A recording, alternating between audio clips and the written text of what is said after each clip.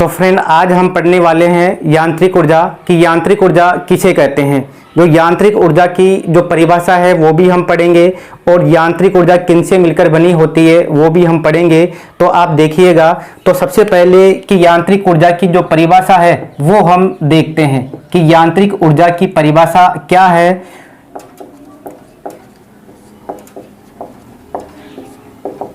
तो फ्रेंड, यांत्रिक ऊर्जा कहते किसे हैं? तो गतिज ऊर्जा और जो स्थितिज ऊर्जा है उनके योग को ही हम यांत्रिक ऊर्जा कहते हैं। इसका मतलब ये हुआ कि यदि किसी वस्तु में गतिज ऊर्जा और स्थितिज ऊर्जा दोनों विद्यमान है, यानी वहां पर उसमें यांत्रिक ऊर्जा भी विद्यमान है। या फिर हम यांत्रिक ऊर्जा की परिभाषा हम ये भी कह सकते हैं कि यदि कोई वस्तु गति कर रही है तो उस वस्तु में गति के कारण कौन सी ऊर्जा आ जाती है? यांत्रिक ऊर्जा। क्योंकि जब वो वस्तु गति कर रही होती है तो उसमें कुछ स्थितिज ऊर्जा भी होती है और उसमें गतिज ऊर्जा भी होती है। इसकी वजह से वो यांत्रिक ऊर्जा का उदाहरण हो जाता है। सबसे पहले हम इसकी परिभाषा लिखते हैं क्या कि गतिज ऊर्जा और स्थितिज ऊर्जा, गतिज ऊर्जा और स्थितिज ऊर्जा के योग को यांत्रिक ऊर्जा कहते हैं। को कौन सी ऊर्जा कहते हैं? को हम यांत्रिक ऊर्जा कहते हैं। यानी यदि किसी वस्तु में गतिज ऊर्जा और स्थितिज ऊर्जा दोनों विद्यमान है तो वहां पर उसमें कौन सी ऊर्जा आ जाती है? उसमें यांत्रिक ऊर्जा आ जाती है। अब यहां पर कि यांत्रिक ऊर्जा का उदाहरण जैसे विद्युत मोटर हुआ, तो ये किसके उदाहरण हैं? विद्युत मोटर हुआ, ये यांत्रिक ऊर्जा के उदाहरण हैं। और भी इसके बहुत सारे उदाहरण हैं। तो अब हमने ये देखा कि यांत्रिक ऊर्जा की परिभाषा क्या है। अब देखते हैं कि यांत्रिक ऊर्जा तो यांत्रिक ऊर्जा किस किस के बराबर होती है? गतिज ऊर्जा और जो स्थितिज ऊर्जा है, गतिज ऊर्जा और स्थितिज ऊर्जा के योग के बराबर होती है। तो हमारे को यांत्रिक ऊर्जा बिल्कुल अच्छे तरीके से समझ में आए तो यहाँ पर हम गतिज ऊर्जा और स्थितिज ऊर्जा को बिल्कुल हम अच्छे ढंग से पढ़ने वाले हैं। तो आप एक बार इस परिभाषा को लिख लीजिए जिससे कि हम गतिज ऊर्जा को आगे पढ़ सकें। तो फ्रेंड, अब देखिए कि गतिज ऊर्जा क्या होती है। तो सबसे पहले हम पढ़ते हैं गतिज ऊर्जा के बारे में। सबसे पहले कि गतिज ऊर्जा कैसे आती है। यदि कोई भी वस्तु गति कर रही है तो उस वस्तु में गति के कारण जो ऊर्जा उत्पन्न होती है उसी को गतिज ऊर्जा कहते हैं। जैसे कि मान लेते हैं ये पेन है, यदि मैं इसको फेंकता हूं तो फेंकने में गति कर रहा है, तो इसकी वजह से इसमें कौन सी ऊर्जा आ गई? इसमें आ गई गतिज ऊर्जा। तो इसका मतलब जो परिभाषा है वो क्या हुई? यानी किसी भी वस्तु में गति के कारण उत्पन्न ऊर्जा को हम क्या कहते हैं? गतिज ऊर्जा कहते हैं। यानी तो क्या परिभाषा हो जाएगी? किसी भी वस्तु में गति के कारण उत्पन्न ऊर्जा, किसी भी वस्तु में गति के कारण उत्पन्न ऊर्जा, गति के कारण उत्पन्न ऊर्जा को क्या कहते हैं? गतिज ऊर्जा कहते हैं। गतिज ऊर्जा कहते हैं। तो क्या परिभाषा हो गई? यानी किसी भी वस्तु में गति के कारण उत्पन्न ऊर्जा को हम गतिज ऊर्जा कहते हैं। अब यहाँ पर कि गतिज ऊर्जा के हम उदाहरण भी पढ़ेंगे और उससे पहले हम क्या पढ़ने वाले हैं? इसका सूत्र पढ़ने वाले हैं कि गतिज ऊर्जा का सूत्र क्या होता है। K बराबर 1/2 mv² होता है गतिज ऊर्जा का सूत्र। K क्या है? K आता है गतिज ऊर्जा के लिए, K गतिज ऊर्जा के लिए आता है। अब K क्यों लिया? क्योंकि यहाँ पर K को यानी जो गतिज ऊर्जा है उसको अंग्रेजी में काइनेटिक एनर्जी बोलते हैं, इसलिए उसका K यहाँ पर ले लिया। अब यहाँ इसका क्या मतलब है? 1/2 mv² का क्या मतलब है? जैसे कि मान लेते हैं कि एक वस्तु है और उसका जो द्रव्यमान है वो m उसका द्रव्यमान है और वो क्या कर रही है? यानी किसी गति से, यानी v गति से वो इधर जा रहा है। किस गति से जा रहा है? यानी v गति से वो इधर जा रहा है। तो यहाँ पर जैसे वो v गति से चल रहा था तो उस समय उसमें कितनी गतिज ऊर्जा आ गई? यानी उस समय उसमें 1/2 mv² ऊर्जा आ गई, जिसको हम गतिज ऊर्जा के नाम से हम जानने वाले हैं। तो इस तरह से यदि कोई भी वस्तु है, यदि वो गति कर रही है तो उसमें गतिज ऊर्जा आ जाती है। जैसे मान लो इस पेन को मैं फेंकता हूँ, इसका जो द्रव्यमान है m, जिस गति से मैं इसको फेंकता हूँ v गति से फेंकता हूँ, तो इसमें कितनी गतिज ऊर्जा आ गई? 1/2 mv² इसमें गतिज ऊर्जा आ गई। यदि हमारे को न्यूमेरिकल करना हो तो m का मान रखेंगे और हम v का मान रखेंगे और वहां पर क्या निकल आएगा? गतिज ऊर्जा का मान निकल आएगा।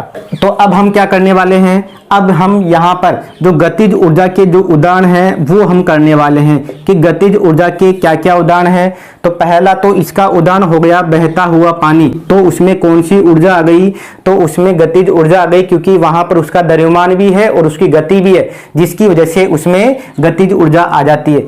दूसरा इसका उदाहरण जैसे कोई पेड़ से गिरता हुआ फल, पेड़ से गिरता हुआ फल, यदि कोई पेड़ से फल गिर रहा है तो उसमें m द्रव्यमान है, v उसकी वेलोसिटी है, तो उसमें गतिज ऊर्जा 1/2 m² आ जाएगी।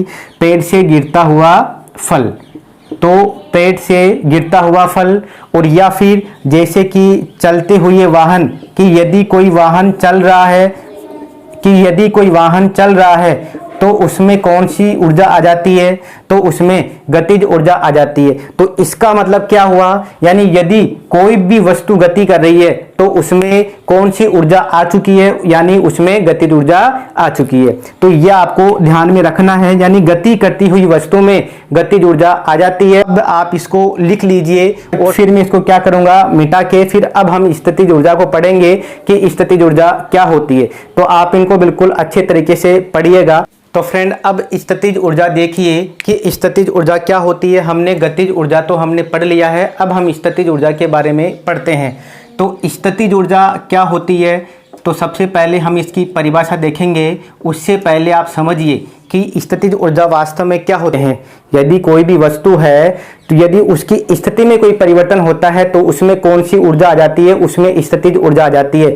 जैसे कि ये पृथ्वी की सतह है और यहाँ पर ये अभी यहाँ पर रखा हुआ था, अब यहाँ से उठा के हमने थोड़ा इसको ऊपर रख दिया, किसी मकान की छत पे हमने रख दिया, यानी हमने इसको उठा के मकान की छत के ऊपर रख दिया, या फिर कहीं और हमने रख दिया। तो यह है पानी को हम पानी की टंकी में हम चलाते हैं तो उसकी स्थिति में हमने क्या कर दिया, परिवर्तन कर दिया। पहले नीचे था अब ऊपर है।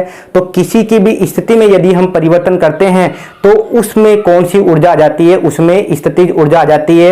यानी किसी भी वस्तु में स्थिति में परिवर्तन के कारण उत्पन्न ऊर्जा को हम क्या कहते हैं, स्थितिज ऊर्जा कहते हैं। तो इसका मतलब क्या परिभाषा हो गई, यानी किसी भी वस्तु में स्थिति में परिवर्तन के कारण उत्पन्न ऊर्जा को स्थितिज ऊर्जा कहते हैं। स्थितिज ऊर्जा कहते हैं। स्थितिज ऊर्जा कहते हैं कि यदि कोई भी वस्तु है, यदि उसकी स्थिति में परिवर्तन होता है तो वहां पर उसमें कौन सी ऊर्जा आ जाती है, उसमें आ जाती है स्थितिज। देखते हैं कि स्थितिज ऊर्जा है तो यहाँ पर स्थितिज ऊर्जा का जो सूत्र होता है वो क्या होता है। तो स्थितिज ऊर्जा का जो सूत्र होता है वो होता है U = mgh, यानी स्थितिज ऊर्जा को हम यहाँ पर U के नाम से लिखते हैं। इसको हम पोटेंशियल एनर्जी कहते हैं अंग्रेजी में। तो इसकी वजह से इसको PeB लिख दिया जाता है। जैसे काइनेटिक एनर्जी को, गतिज ऊर्जा को Ke लिखा जाता था, वैसे इसको PeB लिखा जाता है। अब यहाँ पर है वो m क्या है, m यहाँ पर है द्रव्यमान, m क्या है, द्रव्यमान, और जो g है वो क्या है, गुरुत्वीय त्वरण। g क्या है, गुरुत्वीय त्वरण है, जिसका मान कितना होता है, जिसका मान 9.8 होता है। h है यहाँ पर ऊंचाई या फिर विस्थापन। इसका मतलब यह है कि जैसे मान लेते हैं ये पेन है, ये पृथ्वी की सतह के ऊपर रखा हुआ है, तो इसमें द्रव्यमान है जैसे कि 1 kg इसमें द्रव्यमान है, और जो g का मान है वो 9.8 है, और इसको हम 1 मीटर ही ऊपर लेकर चले गए, इतना ऊपर, तो इसमें कितनी स्थितिज ऊर्जा आ गई। तो इसमें जो स्थितिज ऊर्जा है उसका मान कितना जाएगा, यानी हम m की जगह रखकर 1 kg और यहाँ पर g का मान और यहाँ पर इसका मान, तो ये क्या जाएगा, जो भी मान आएगा तो ये अभी जो हमने किया था ये उसके लिए क्या आ गया, यानी स्थितिज ऊर्जा का मान आ जाएगा। ऐसे यदि कोई भी न्यूमेरिकल हो तो वहां पर आप स्थितिज ऊर्जा का मान आप निकाल सकते हो कि किसी वस्तु को हम एक जगह से उठाते हैं दूसरी जगह पर रखते हैं तो उसमें कितनी स्थितिज ऊर्जा आई। तो ये हमने देख लिया, और इकाई तो पता ही है कि इसकी जो इकाई है जूल या जे के नाम से हम इसको लिखते हैं, क्योंकि ऊर्जा है, ऊर्जा तो जूल से लिखी जाती है। अब हम देखते हैं कि इसके उदाहरण क्या क्या हैं। तो इसका जो उदाहरण है वो एक तो उदाहरण है कि पानी की टंकी में भरा पानी, पानी की टंकी में भरा पानी, यानी पानी की टंकी में भरा पानी। यानी कोई पानी की टंकी है और यदि उसमें पानी भरा हुआ है तो यानी उसमें कौन सी ऊर्जा है, उसमें स्थितिज ऊर्जा है। जैसे छत के ऊपर हम पानी भरते हैं टंकी में तो उसमें कौन सी ऊर्जा आ चुकी है, उसमें अभी स्थितिज ऊर्जा आ चुकी है। और दूसरा उदाहरण यदि हम लें तो दूसरा उदाहरण कौन सा हो जाएगा कि धनुष की डोरी पर रखा तीर, धनुष की डोरी पर रखा तीर, धनुष की डोरी पर रखा तीर, धनुष की डोरी पर रखा तीर। यानी हम क्या करते हैं, जैसा कि आपको पीछे डायग्राम भी दिख रहा होगा, हम क्या करते हैं धनुष बाण को हम जैसे ही खींचते हैं तो पहले जो धागा था अब उस धागे की स्थिति में परिवर्तन आ गया, जिस स्थिति में परिवर्तन के कारण उस धागे में जो ऊर्जा आ गई वो आ गई स्थितिज ऊर्जा। अब जब हम उसको छोड़ते हैं तो वही स्थितिज ऊर्जा किसमें चली जाती है, वही स्थितिज ऊर्जा अब उस तीरबाण के अंदर चली जाती है। तो यानी ऊर्जा आपस में क्या रहती है, अपना रूप बदलती रहती है, कभी गति से स्थितिज में, कभी स्थितिज से गतिज ऊर्जा में, ऐसे चलती रहती है। तो पहले जो ऊर्जा है जो हमने उसके ऊपर काम किया वो कहां पर चली गई, उस धागे में चली गई। और या फिर खिलौना गाड़ी में चाबी भरना, खिलौना गाड़ी में चाबी भरना, खिलौना गाड़ी में चाबी भरना, खिलौना गाड़ी में चाबी भरना। तो क्या होता है कि जैसे तो छोटे बच्चों की जो गाड़ी होती है उसमें हम क्या करते हैं, उसमें हम ऐसे चाबी भरते हैं। तो यानी हम क्या कर रहे हैं, हम काम करके यानी हम कार्य करके उसकी स्थिति में परिवर्तन कर रहे हैं। तो जैसे जैसे उसकी स्थिति में हम जितना परिवर्तन करेंगे उसमें उतनी जो ऊर्जा उसमें क्या हो जाएगी, एकत्रित हो जाएगी, जिसको हम स्थितिज ऊर्जा कहेंगे। फिर जैसे ही हम उसको छोड़ते हैं वही स्थितिज ऊर्जा किसमें परिवर्तन हो जाएगी, वही स्थितिज ऊर्जा गतिज ऊर्जा में परिवर्तन हो जाएगी। इस तरीके से हमारे द्वारा जो काम किया गया था उसी से वो गाड़ी चल जाती है। पहले हमने काम किया, वो स्थितिज ऊर्जा में स्टोर हुई, फिर वही ऊर्जा गतिज ऊर्जा में जाकर काम करने लग गई। तो इस तरीके से यानी खिलौना गाड़ी में चाबी भरना, या फिर तालाब या समुद्र में पानी भरा होना, तालाब है या समुद्र है या कहीं पर समुद्र में पानी भरा हो उसमें भी स्थितिज ऊर्जा है, क्योंकि वहां से आने में यानी उसकी स्थिति में परिवर्तन हो गया, यानी उसमें कौन सी ऊर्जा आ गई, यानी उसमें स्थितिज ऊर्जा आ चुकी है। तो इस तरह से फ्रेंड हमने जो यांत्रिक ऊर्जा, गतिज ऊर्जा और स्थितिज ऊर्जा को हमने पढ़ा है। यानी पहले हमने गतिज ऊर्जा पढ़ा, फिर हमने स्थितिज ऊर्जा पढ़ा, ये हमने पढ़ा। यदि इनमें किसी तरह की कोई प्रॉब्लम हो तो आप कमेंट सेक्शन में कमेंट भी आप कर सकते हैं।